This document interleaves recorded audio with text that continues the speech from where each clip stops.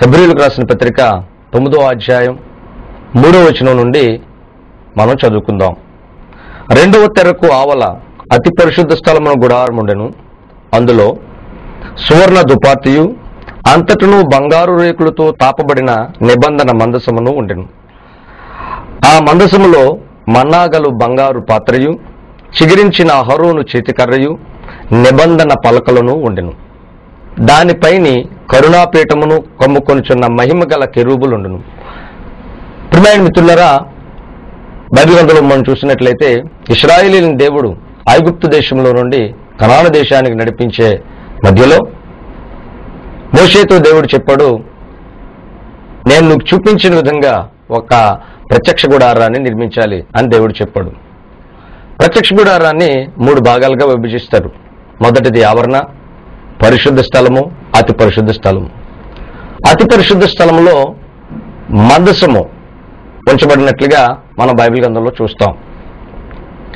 ఈ మందసాన్ని గురించి మనం జాగ్రత్తగా ఆలోచన చేస్తే మందసములో సువర్ణ దుపార్తియు అహరోను చిగిర్చిన కర్రయు నిబంధన పలకలను పైన కరుణాపీఠము ఉన్నట్లుగా మనం గమనిస్తూ ఉన్నాం. ఈ సమయంలో కొద్ది నిమిషాలు మందసాన్ని గూర్చి ఆలోచన చేయడానికి ప్రయత్నం చేద్దాం. దేవుడు చెప్పిన విధానంలో నిర్గమకాండం 25వ అధ్యాయం 10వ వచనంలో మందసాన్ని గూర్చి ఈ విధంగా వ్రాయబడింది. వారు తుమ్మకర్రతో ఒక మందసమును చేయవలను. దాని పొడుగు 2 మూరలున్నర, దాని వెడల్పు 3.5, దాని ఎత్తు 3.5, దాని మీద మేలిమి బంగారు రేకు పొదిగింపవలను, లోపలను వెలుపలను దానికి పొదిగింపవలను. బైబిల్లో చెప్తా ఉంది, దేవుడు మందసాన్ని చేసేటప్పుడు కోరుకున్న కర్రను గూర్చి మనం ఇక్కడ చూస్తూ ఉన్నాం. దేవుడు తుమ్మకర్రను కోరుకున్నట్లుగా మనం చూస్తూ ఉన్నాం. సర్వసాధారణంగా మానవుడు ఏదైనా కోరుకోవాలంటే ది బెస్ట్ కోరుకుంటాడు. ఒక కూరగాయల షాప్లోకి వెళ్ళినప్పుడు కానీ ఏదైనా చెడిపోయింది కానీ పడిపోయింది కానీ మానవుడు కోరుకోడు. కానీ బైబిల్ గ్రంథం చెప్తా ఉంది, దేవుడు ఒక తుమ్మకర్రను కోరుకున్నాడు. మనం ఇల్లు కట్టుకున్నాం అనుకోండి, ఒక మంచి శ్రేష్టమైన కర్రలో ఎవరు స్థాయి ప్రకారంగా వాళ్ళు కొద్దిమంది టేకుతో, కొద్దిమంది రోజువుడ్డుతో వాళ్ళ స్టేటస్ ప్రకారంగా కట్టడానికి ప్రయత్నం చేస్తారు. లోకాలను సృష్టించిన సృష్టికర్త అయిన దేవుడు తాను ఒక మందసాన్ని నిర్మించమన్నప్పుడు దానికి ఉపయోగించమన్న కర్ర తుమ్మకర్ర. ప్రియమైన మిత్రులారా, ఏదైనా ఒకటి మనం కోరుకుంటే దాంట్లోంచి ఏదైనా లబ్ధి వస్తే తప్ప మానవుడు ఏది చేయడు. మన ఇంట్లో పెరట్లో 3 రకాల మొక్కలు ఉంటాయి. దాంట్లో ఒక పువ్వన్నా మంచిది ఉండాలి, ఆకన్నా ఉండాలి, లేకపోతే ఆ మంచి ఫలమన్నా దాంట్లో ఉండాలి. ఏది లేకుండా ఒక తుమ్మ చెట్టుని పెంచేవాడు ప్రపంచంలో ఎవడు లేడు. తుమ్మ చెట్టుకి నీళ్లు పోసేవాడు ప్రపంచంలో ఎవడు లేడు. ప్రియమైన మిత్రులారా, బైబిల్ గ్రంథం చెప్తా ఉంది, దేవుడు తుమ్మకర్రను కోరుకున్నాడు. అందుకనే కొరింథీయులకు రాస్తూ అపోస్తలుడైన పౌలు అంటాడు, జ్ఞానులను సిగ్గుపరచడానికి దేవుడు వెర్రివారిని ఎన్నుకున్నాడు, బలవంతులను సిగ్గుపరచడానికి దేవుడు బలహీనులను ఎన్నుకున్నాడు, గనులైన వారిని సిగ్గుపరచడానికి దేవుడు నీచులైన వారిని ఎన్నుకున్నాడు. ఏ యోగ్యత ఏ అర్హత లేనప్పటికీ దేవుడు మనల్ని ఎందుకు కోరుకున్నాడంటే ఊరకనే ఆయన ప్రేమించి కోరుకున్నాడు. బైబిల్ గ్రంథం సెలవిస్తూ ఉంది, నశించిన దానిని వెదకి రక్షించడానికి మనుష్య కుమారుడి లోకానికి వచ్చాడు. చెడిపోయిన దాన్ని, పడిపోయిన దాన్ని నిలబెట్టడం కోసం యేసుక్రీస్తు ప్రభు ఈ లోకానికి వచ్చాడు. ఆయన తుమ్మకర్రను కోరుకున్నాడు. తుమ్మకర్రలో మంచి ఫలం లేదు, మంచి ఆకు లేదు, పైగా దానికి పైపెచ్చు ముళ్ళు కలిగిన కర్ర తుమ్మకర్ర. అలాంటి కఠినమైన కర్రను దేవుడు కోరుకున్నాడు. దేవుడు కోరుకున్న మాట వాస్తవమే, కానీ ఆ కర్రను ఎకాయికను తీసుకొచ్చి ఆ కర్రను మందసం చేయమని దేవుడు చెప్పలేదు. ఆ కర్ర మందసానికి ఉపయోగపడాలంటే ఫస్ట్ పాయింట్, ఆ కర్ర అక్కడి నుంచి నరికి వేయబడాలి, ఆ చెట్టు అక్కడి నుంచి నరికి వేయబడాలి. ఒక వ్యక్తి దేవునికి మందిరంగా ఉపయోగపడాలంటే ఆ వ్యక్తి అక్కడి నుంచి పెళ్లగించబడి అక్కడి నుంచి తిరిగి ఒక ప్రత్యేకమైన ప్రదేశానికి తీసుకురాబడాలి. అపోస్తలుడైన పేతురు ప్రసంగం చేస్తూ అపోస్తలుల కార్యం 2వ అధ్యాయంలో అంటాడు, మూర్ఖులకు ఈ తరము వారికి వేరే మీరు రక్షణ పొందండి అంటాడు. ఎవరైనా రక్షణ పొందాలంటే మూర్ఖులకు తరము వారికి వేరే రక్షణ పొందాలి.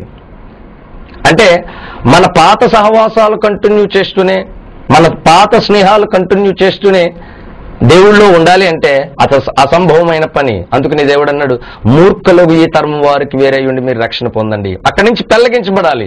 అబ్రహామును గురించి మనం ఆలోచిస్తే దేవుడు చెప్పాడు, అబ్రహామా నీ బంధువులను విడిచి నీ దేశాన్ని విడిచి నువ్వు బయలుదేరి నేను చూపించే దేశానికి వెళ్ళు అని దేవుడు చెప్పాడు. ఒక వ్యక్తి రక్షణ పొందాలంటే అతడు ముందు తన పాత స్నేహితులను, పాత సాంగత్యాన్ని విడిచిపెడితే తప్ప అతడు మందసంగా మార్చబడడు, అతడు మందసంగా చేర్చబడడు. ప్రియమైన మిత్రులారా, ఆ వ్యక్తి అక్కడ కట్ చేయబడి అతడు తిరిగి తీసుకురాబడాలి. ఇక రెండో విషయం, కట్ చేయబడిన వ్యక్తి అలా తీసుకొచ్చి మందసంగా ఉపయోగించడానికి వీలు లేదు. కానీ బైబిల్ గ్రంథం చెప్తా ఉంది, అతడు చెక్కబడాలి. ఆ కర్ర డైరెక్ట్ గా తీసుకొచ్చి పెట్టడానికి కుదరదు. దాన్ని ఏం చేయాలంటే పలకలుగా చేయాలి. దానికి ఒక కొలత దేవుడు ఇచ్చాడు, ఆ కొలత ప్రకారంగా చెక్కబడాలి. రక్షించబడిన లేకపోతే ప్రత్యేకించబడిన ఆ వ్యక్తి దేవుని చేతిలో చెక్కబడిన వాడై ఉండాలి. దేవుని చేతిలో చెక్కబడిన పరిస్థితి ఆ వ్యక్తి జీవితంలో ఉండాలి. ప్రియమైన మిత్రులారా, ఇది చాలా మందికి ఇష్టం లేని పని. చెక్కబడకుండా చాలాసార్లు మందసంగా మారిపోదాం అనుకుంటారు. శ్రమలు లేకుండా చక్కగా సునాయాసంగా ముందుకు సాగిపోదాం అనుకుంటారు. చెక్కబడే అనుభవం అనేది మనల్ని మందస్సు అనే అనుభవంలోనికి తీసుకొస్తా ఉంది. శ్రమలు లేకుండా ఏ వ్యక్తి ఆశీర్వాదాన్ని, అభివృద్ధిని పొందలేడు. బైబిల్ గ్రంథం చెప్తా ఉంది, ఆయన ఎవరినైతే కోరుకున్నాడో వాళ్ళని చెక్కుతాడు. పేతురు తన గ్రంథంలో రాస్తాడు, 1వ అధ్యాయము 6వ వచనంలో అంటాడు, అవసరాన్ని బట్టి మనకి శ్రమలు కలుగుతూ ఉన్నాయి. దేవుడు ఒక వ్యక్తిని ఎందుకు చెప్తా ఉన్నాడంటే అవసరం కనుక చెప్తా ఉన్నాడు. నిన్ను చెప్తా ఉన్నాడు, నన్ను చెప్తా ఉన్నాడు, మనల్ని చెప్తా ఉన్నాడు. ఎందుకు చెప్తా ఉన్నాడంటే అవసరం కనుక దేవుడు చెప్తా ఉన్నాడు. చెక్కబడినప్పుడు మనం ఏమవుతాం అంటే ఒక అద్భుతమైన మందసంగా, దేవుని మందిరంగా మార్చబడతాం. చెక్కబడకుండా మనము మందసంగా మార్చబడలేము. మొట్టమొదట కట్ చేయబడాలి, రెండవది చెక్కబడాలి. ప్రియమైన మిత్రులారా, ఎందుకు చెక్కబడడం అంటే అవసరాన్ని బట్టి. మీరు చూడండి, తల్లి ఉంటుంది, తన పిల్లోడికి రోజు బూస్టు, బోర్న్విటా తదితరం అన్ని ఇష్టం ఉంటుంది. ఒకనొక రోజు వాడికి జ్వరమో జబ్బో ఏదో చేసినప్పుడు ఈ ప్రేమ కలిగిన తల్లి డాక్టర్ గారి దగ్గరికి వెళ్ళి ఒక మందు రాయించుకొస్తుంది. ఆడికి ఆ చాక్లెట్లు, క్యాడ్బరీస్, ఆ హార్లిక్స్ అన్ని ఇష్టంగానే ఉంటాయి, కానీ ఈ మందు మాత్రం ఇష్టం ఉండదు. అప్పుడు తల్లి ఊరుకోదు. ఏం చేస్తుందంటే వాడిని కాళ్ళు చేతులు పట్టుకొని వాడి నోట్లోకి స్పూన్ పెట్టి ఆ మందు పోస్తుంది. వాడు అనుకుంటాడు, మా అమ్మేటి ఈవేళ రాక్షసులాగా తయారైపోయింది, ఈవేళ మా అమ్మేటి ఇలా మారిపోయింది. ప్రియమైన మిత్రులారా, ఒక విషయం తెలుసా? ఎందుకు అమ్మ అలా చేస్తుందంటే వాడు మేలు కోరి, ఆ మందు వాడికి మేలు కాబట్టి కేవలం ఆమె ఆ విధంగా చేస్తా ఉంది. ప్రియమైన మిత్రులారా, బైబిల్ గ్రంథం చెప్తా ఉంది, దేవుడు ఎందుకు మనల్ని శ్రమల గుండా తీసుకెళ్తా ఉన్నాడు? మనకి అవసరం కనుక, నీకు అవసరం కనుక, నాకు అవసరం కనుక. ప్రియమైన మిత్రులారా, శ్రమలు లేకుండా, ఇబ్బందులు లేకుండా, ఇరుకులు లేకుండా ఏ వ్యక్తి కూడా ఆశీర్వాదాన్ని పొందలేడు. నీ అవసరాన్ని బట్టి నీకు, నా అవసరాన్ని బట్టి నాకు.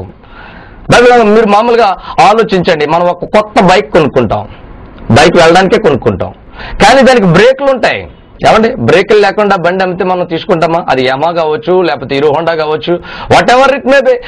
కంపల్సరీ నువ్వు 1,00,000 రూపాయలు బండి కొన్నా దానికి బ్రేకులు ఉంటాయి. బండి వెళ్ళడానికి కొనుక్కున్నామా, ఆగిపోవడానికి కొనుక్కున్నామా? బ్రేక్ ఎందుకు? ఆగిపోవడానికి. కొత్త బండికి బ్రేక్ ఎందుకో తెలుసా? అది ఎప్పుడైనా ఓవర్గా యాక్ట్ చేస్తే దాన్ని ఏం చేస్తామో తెలుసా? బ్రేక్ వేస్తాం అనమాట. ప్రియమైన మిత్రులారా, యేసుక్రీస్తు ప్రభు కూడా మనందరికీ మన మేలు కోరి కొన్ని శోధనలు, ఇబ్బందులు, కొద్దిమందికి డిస్క్ బ్రేక్లు ఉంటాయి. సడన్ గా నిన్న దాకా బాగానే ఉన్నాడు సార్, నిన్నే కోమాలో పోయాడు అంటారు. ఏంటంటే దేవుడు డిస్క్ బ్రేక్ అనమాట. బైబిల్ గ్రంథం చెప్తా ఉంది, అపోస్తలుడైన పౌలు ప్రార్థన చేస్తాడు, ప్రభువా ఈ ముళ్ళు దయచేసి నా యొద్ద నుంచి తొలగించి తండ్రి. ఆయన అన్నాడు, నా కృప నీకు చాలు. ఆ ముళ్ళు నీకు ఉండాలి. మనం ఓవర్ యాక్షన్ చేయనంత కాలం ముందు మనల్ని ఏం చేయదు. ఇదిగో ముళ్ళు ఈ పక్కన ఉంటుందండి, ఇలా ఉంటుంది.